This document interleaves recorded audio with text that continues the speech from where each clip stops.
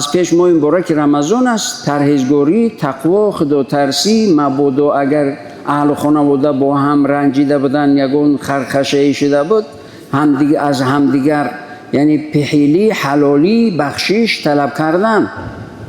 شیطان هم مردی زور است، نمیگذارد که سر خم کنی بگوی دادر میبخشی یا بچه‌ام خیلی که من ظلم کردم یا پدر جون یا مادر جون. سر خم کردن هم خیلی کاری مسلمان است.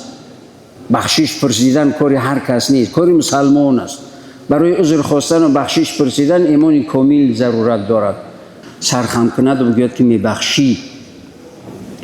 برای همین پیش از ماه مبارک رمضان باید که آمادگی ماه مبارک رمضان رو پیشکی ببینیم تا اینکه اون ماه مبارک برایمون با برکت شود، سر تا سر خیر شود، فیض شود، اخوت شود، محبت شود، دوستی شود، تمام فیض خیر برکت الهی برایمون پروردگار نازل کند. برای این خیلی مهمه. هیچ چیزی به مهنت به دست نمی آید. هر چیزی گران و زیبا و بهترین رو با ارزانی گرفتن نمی شود به دست. ماشین خوب رو بر نرخ ارزان گرفتن نمی شود. برای ماشین خوب خریدن نرخ گران پرداخت لازم است. برای خانه خوب خریدن خیلی مبلغ زیادی لازم است. همین است برادران اسلام. اما این مبارک رمضان هم ارزان نیست. جنت ارزان نیست. باید انسان مهنت کند، زحمت بکشد. خداوند عزوجل میگوید استعیذ بالله یا ایها الذين آمنوا كتب عليكم الصيام كما كتب على الذين من قبلكم لعلكم تتقون. اون کسانی که ایمان آورده این رمضانی که برای شما ما فرض گردانیده بر امتانی گذشته هم فرض گردانیده بوده، یعنی این مخصوص شما نیست، امتای گذشته هم فرض بود اونا عمل کردن. حالا این روزه برای چی هست؟ رمضان به خاطر چی هست؟ لعلکم تتقون، شاید که شما پرهیزگار و خدا ترس نکوکار شوید. مقصد اساسی رمضان نکوکار شدن است، نکوکار شدن است، نیک شدن است. حالا پیامبر علیه السلام میگن که چیست؟ پروردگار میگوید که کل عمل ابن آدم له الا الصيام فانه لی و انا اجزی به. عمل هر انسانی رو دیگر عبادتهایش رو ملائکه ها می نویسند که چند اجر دارد، اما این رمضان از من است، من اجر میدهم. میگوید پروردگار، پیامبر از پروردگار میگوید حدیث قدسی انا اجزی به. پروردگار میگوید که من اجر این رمضان شما روزه شما رو میدهم مادامی که روزه شما از روی ایمانداری و اخلاص و اعتقاد و امید اجر و پاداشت باشد. روزداری به خاطر خدا ترسی و ایمان اعتقاد و ایمانداری این یک طرف و امید اجر و پاداش خیلی مهم است که من روزه میگیرم پروردگارم به من اجر میدهد، روزه میدارم پروردگارم من رو از گناه پاک میسازد، روزه میدارم به پروردگارم نزدیک میشوم، روزه میدارم من به جنتم نزدیک میشوم، روزه میدارم من در جنتم قصرها میسازم، روزه میدارم من به ملائکه های پروردگارم نزدیک میشوم، روزه میدارم من به حبیب پروردگارم حضرت محمد علیه السلام نزدیک میشوم. با این آرزوها و نیت‌ها وقتی که روزه میدارید اون روزه شما رو در یک قالبی کمالات انسان مسلمان کامل جای میکند. حالا در جای دیگر پیامبر علیه السلام میگه که صوموا تصحوا، شما روزه بدارید صحتمند شوید، سالم و بردم شوید. مادامی که هر شخصی رو کدام طبیب حاذق متخصصی ورزیده صافدیل اگر توصیه به نگرفتن روزه نکند، روزه اکثریت کل رو تبابت میکند، هم تبابت جسمی و هم تبابت معنوی، تبابت ایمانی. هم جسمت الحمدلله من نمیدونم اکثریت همین خیلی است، من تنها روزه میدارم اخیرای رمضان میبینم خیلی سبوک هستم، یعنی احساسی آسودگی، احساسی سبوکی، احساسی خاطر جمعی میکند. همه روزه دار همین است، احساس میکند که خیلی سبک شده است. هم چربی های وزنی داخل، چربی های وزنی که در معده و روده و دیگر بود، همه رو بدن میجبد، کارکرد میکند، یعنی بدن رو قوی میکند، انسان سالم میشود. اما انسانایی که بیمار هستند، حالا که دیگر طبیب برای اونا میگوید که روزه ضررت میکنه، این به طور استثناء خداوند عزوجل هم میگوید که مگر برای بیمار تا صحت شود، یا اون بیمارایی که اصلا برای اونا گرفتن روزه اجازت نیست، اون دیگر مسئله استثنایی است، اون هست. و اون بیماری که روزه داری یا که در یک مدتی معین اگر دارو و درمان و آب ننوشد یا استعمال نکند بیماریش سنگین سخت وزنین می شود، اون مسئله استثنایی است. شریعت اسلام اجازت دادگی است که روزهش رو بخورد، جبر به جان خود نکند. لیکن این رو ملا نمیداند.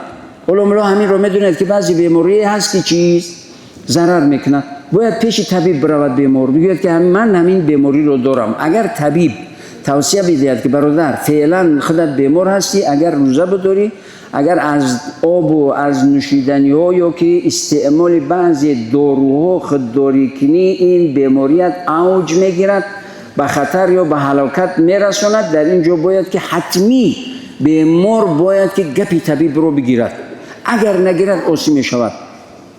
حالا بعضی سالخوردهایی که شیخ فانی مدار ندارند، لیکن یک عمر روزه گرفتگی، 40 سال 50 سال 60 سال روزه گرفتگی هستند، اگر روزه نگیرن به طاقت میشن، یعنی ناراحت میشن. شریعت برای اینو میگه به مداری که روزه بگیرد، یعنی احتمال هلاک شدنش هست یا بیهوش شدنش هست یا احتمال بیمار شدن، اون به مداری که احتمالی بیمار شدنش هست، برای اون میگه فدیه صوم بده، فدیه صوم. برای در عوضی که روزه رو گرفتن به مدار هستی، اگر روزه بداری به مر میشوی، در اینجا شریعت اسلامی اجازت خوردن اون رو میدهد، میگوید روزه رو بخور اما فدیه صوم بده، جبران کن این روزه رو با نرخ معینی 14 سومون هر روزش، یعنی خوراک در نظر است 14 سومون یک خوراک میانه‌ای برای یک فقیر یا یک مسکین. حالا این هر روزش 14 سومونی چیکار کن؟ جبران کن روزه رو، هم ثواب صدقه رو میگیرید هم ثواب روزه. اون بیمداری که 80 است 90 است یا بالا است یا پایین است بیمدار است، مدار ندارد، اگر روزه بگیرد بیمار می شود، هم ثواب صدقه میگیرد هم ثواب روزه رو پروردگار برایش میدهد. چرا؟ وقتی که یک عمر گرفته است، 40 سال 50 سال 60 سال 70 سال گرفته است، مدامی که توانت نیست روزه رو بخور، جبران کن، هم ثواب صدقه و هم ثواب روزه انشاءالله پروردگار عطا میکند. پیامبر علیه السلام میگه که چیز من صام رمضان ایمانا و احتسابا غفر له ما تقدم من ذنبه. هر کسی که به خاطر خداوند عزوجل خالصا لله، ما میبینیم ما در تمام نیت همون خالصا لله هست، خالصا لله بخاص به خاطر پروردگار، مدامی که روزه میگیرن میگه تمامی گناهانش بخشیده میشود. غفر له ما تقدم من ذنبه، تمامی گناهانش بخشیده میشود، پروردگار از گناه پاکش میکنه در این ماه مبارک رمضان. در حدیث صحیح دیگر هست میگه که من قام رمضان ایمانا و احتسابا غفر له ما تقدم من ذنبه. هر کسی که قیام، یعنی قیام چیز؟ نماز تراویح، نماز تراویح رو با آداب و با رعایت آداب و ترتیبات و نظام وقتی که ادا میکند، پروردگار از گناه پاکش میکند. این نورهای بالای نور است. حالا حدیث صحیح دیگر است میگه پیامبر علیه السلام میگه که من قام لیلة القدر غفر له ما تقدم من ذنبه. کسی که شب قدر رو عبادت کند تمام گناهانش بخشیده میشود. این همه فضیلت ماه مبارک رمضان است. حالا اگر بیرون ماه مبارک رمضان انسان نیکی عبادت کند، اگر اون عبادت از 1 تا 10 اجر داشته باشد، در ماه مبارک رمضان وقتی هر انسانی، هر مسلمانی عبادت کند، یک فرضی در ماه مبارک رمضان 70 فرضی بیرون ماه مبارک رمضان است. عصر خوان 70 عصر نوشته می شود، پیشین خوان 70 پیشین نوشته می شود، زکات داد 70 زکات نوشته می شود. چرا اکثریت عالم اسلام مسلمان ها در ماه مبارک رمضان یعنی زکاتشون رو حساب میکنن، جدا میکنن، میدهن؟ مثل اینکه 70 زکات دادگی هست. ماه مبارک بسا ماه فرصت است که مسلمان باید غنیمت بداند، از روی ایمانداری و آداب و اخلاق باید روزه رو بدارد. حالا پیامبر علیه السلام میگه که من لم یدع قول الزور والعمل به فلیس لله حاجه فی ان یدع طعامه و شرابه. اگر کسی روزه میدارد، حالا تهمت و بهتان و دروغ و غیبت و بدگویی و سختگویی و دشنام این همه اگر ترک نمیکند، حالا روزه دار است، باز اینها انجام بدهد، دیگر این روزهش غیر از تشنگی و خستگی و گرسنگی برایش دیگر هیچ چیزی نیست، هیچ چیزی نیست. رمضان ماهی است که انسانی مسلمان باید در قالب کمالاتی مسلمانی و انسانی باید خود را جای کند. اگر میگوید شما را کسی دشنام داد، کسی تحقیر کرد، یا شما تحقیر نکنید، دشنام ندهید، بگید که من روزه دار هستم. بگید که چیز؟ من روزه دار هستم. در ماه مبارک رمضان بسیار احتیاط باشید. حتی همون نوسیه که یا سیگاری که یا دیگر که معتاد شدگی هستند، ماه مبارک رمضان بهترین فرصت است که چیکار کنن؟ ترک کنن. سلامتی برقرار می شود، الحمدلله به پروردگار نزدیک می شود. ان الصائم تصلی علیه الملائکه اذا اکل عنده حتی یفرغوا. ملائکه ها برای روزه‌دار دعای خیر برکت رحمت و مغفرت میگن. ملائکه ها برای روزه‌دار دعای خیر برکت میگویند. این فرصت خوب رو باید غنیمت بدانیم. و ماه مبارک رمضان ماهی چی هست؟ اجابت دعا. پیامبر علیه السلام میگویند که ان للصائم عند فطره دعوة ما ترد. برای روزه‌دار دعای اجابت شونده هست که رد نمی شود. پیش از اولو دسترخوان آوردن، نیم ساعت پیش از افطار، خوراک هم همه حاضر است، نیم ساعت دست بردارید یا دست نبرداشتن فرق نمی کند. یعنی با قلب، یعنی دعا کنید. دعای هنگام سحر ایسری خوردن و دعای پیش از افطار مستجاب است.